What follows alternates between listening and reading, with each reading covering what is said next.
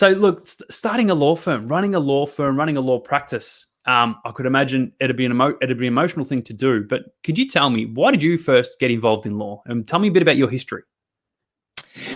Well, yes. How did I get involved in law? I was one of those people who did not have good enough uni scores to get into law when I was young. And so I got into IT, strangely enough, and started my career as a software developer. And from there, I started doing some consulting work and got involved with a very large IT&T company and started designing satellites, believe it or not. So and working in that space. And eventually I got into management just due to the fact I didn't want to travel around the world anymore. Yeah. I thought, what's the thing I can do now in IT where I can actually stay at home? And the only thing that presented itself was management. And as a result of that, I found I had quite a unique skill set for management. I was quite personable. I was quite empathetic. I had a good mind for business, and business management suited me quite well. So I did an MBA and moved my way through various management business channels until I kind of found myself working as a director at a very, very large global company. And then from there, I took various C-level roles as a CFO, a COO, and a CEO. And as a CEO, I got to the point where I felt, from a management perspective, I probably had reached the pinnacle of my career. And there were obviously various more CEO roles that were probably going to present themselves before me. But I actually was feeling completely unsatisfied as a CEO, believe it or not. And although I was quite skilled at it, it just wasn't really doing it for me. And I got to a point where I just reflected back on my life and thought to myself, at which point in my career was I the happiest? What type of work was it that I was doing where I was actually getting a lot of job satisfaction from? The answer that kind of presented itself to me was consulting. It was the time when I was out there having face-to-face contact with people and solving their problems. That was where I was most fulfilled from an employment perspective. And it was at that time that I thought to myself, I am now going to see if I can get myself back into some sort of consulting role. And then I was faced with the dilemma of, I've been out of the IT space for so long, my skills are all kind of redundant in that area. Where could I offer consulting? And so I started going through the various options that I had based on my own skill set. And obviously, I've been leading companies for 4 or 5 or 6 years at the highest level. So the obvious choice was probably to perhaps be a management business consultant. To be honest with you, I couldn't think of anything worse. Yeah. You know, and I can't do that. I just could not be sitting there telling people how to run their business. And I'm faced with this dilemma about, well, what it is that I'm going to do with my life. And I'm in my 40s, right? I'm having this sort of career midlife crisis.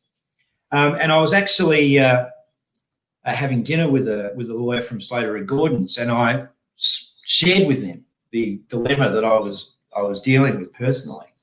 And they were a lawyer. I happened to say to them, it's just unfortunate the way my life has gone, because I would have loved to have started my career like you as a lawyer. And she turned to me and she said, well, why didn't you get into law?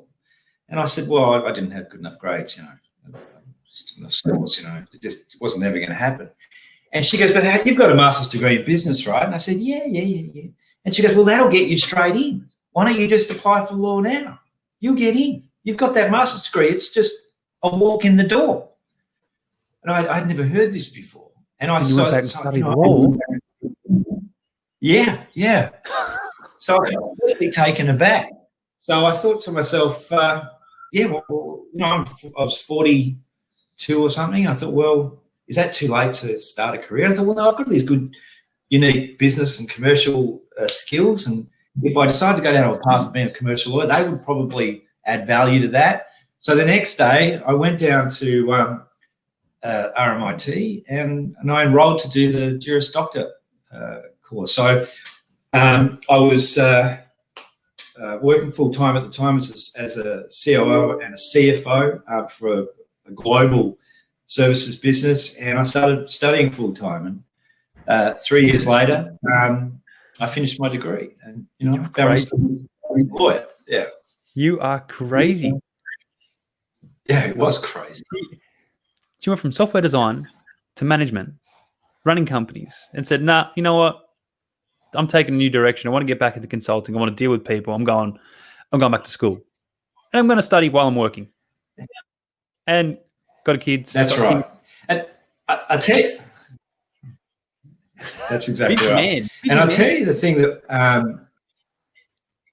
that you're absolutely right. But I'll tell you the thing that was extremely attractive to me for doing that. And this is the thing about IT consulting, which was actually a dilemma that I was dealing with. One of the reasons why I chose law is one of those careers, right? And there's very few industries like this where the older you get, the more people have confidence in you, which is the complete reverse in IT, right? Like, if you've got a computer problem, you don't want a 65-year-old IT guy showing up at your door to sort it out at all. Like nothing puts you in a fear of terror than having a 65-year-old IT guy. And my apologies to all the 65-year-old IT guys out there. I'm sure they're brilliant, but from a confidence perspective, being that old in that particular sector, you really have got to absolutely bring your A game to the table for people to actually believe that you can resolve their issues. But in the legal fraternity, it's completely different. The older you get, the more confidence you have. And so I thought to myself, actually starting something at 40 is probably not too bad a thing, particularly in the legal industry, because I could potentially work till I'm 95 years old and probably hit the pinnacle of my career at 95.